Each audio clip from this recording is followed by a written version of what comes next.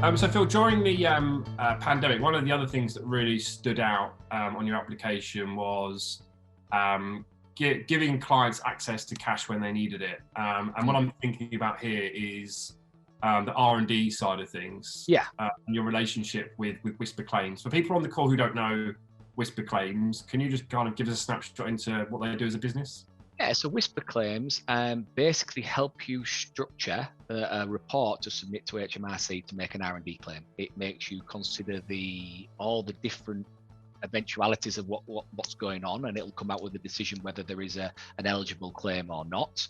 And then off the back of that, it'll help you calculate, and what it gives you is a really solid and concise report about what you're claiming for. Because I think one of the biggest dangers in R&D is you can waffle a little bit too much around the things, and if you use the wrong word, then all of a sudden that's what gets flagged. So having a templated system which drives you in the right question, and then you write the narrative behind what's gone on in terms of the project, and WhisperClaims are there to support you with that. What you've got is a really, really robust application. And in a time when R&D is under attack by HMRC because of all the rogue firms that are out there just banging claims in left, right and centre, it helps you stand apart from those sorts of firms. And because everybody on this call, nobody's going to be submitting dodgy R&D claims, but there are plenty of people that do.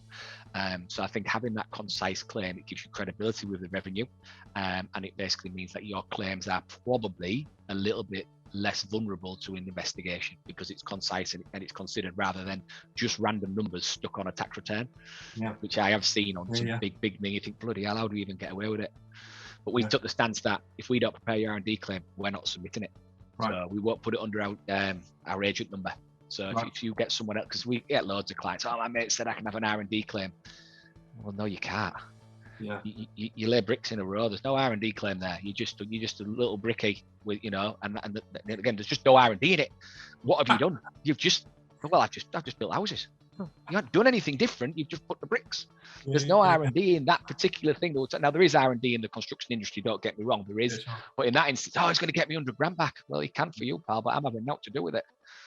So how did you go about identifying clients for R&D, and then how did you approach them? Again, working with WhisperClaims, we've been aware of WhisperClaims for a long time, and it was always one of those things that we wanted to do, but stayed away from, probably because we didn't have the expertise in that sort of area of legislation. So what we would have done historically, we would have outsourced it. If there was an R&D hint, we had it on every agenda. Have you done anything this? And we had some loose questions about our tax planning meetings. Have you done anything R&D related? We'd get a feel for it and we'd go, okay, I'll introduce you to a consultant. And then obviously I spent some time with Mike over at WhisperClaims and spent a little bit of time regarding the legislation. And all we did was build a process of elimination. And we did it on one of our Moretti and Amon sessions. And we had an interview with Mike, and we talked about the idea behind R&D, the legislation. Then we just a series of 5 questions which generated opportunities for clients on bulk, because we had quite a good audience on that, to answer those questions. And if they did, it opened up the question for an R&D conversation. And off the back of that, Mike could be inside the stats more than I could, but there must be 70, 80 claims that we've put in.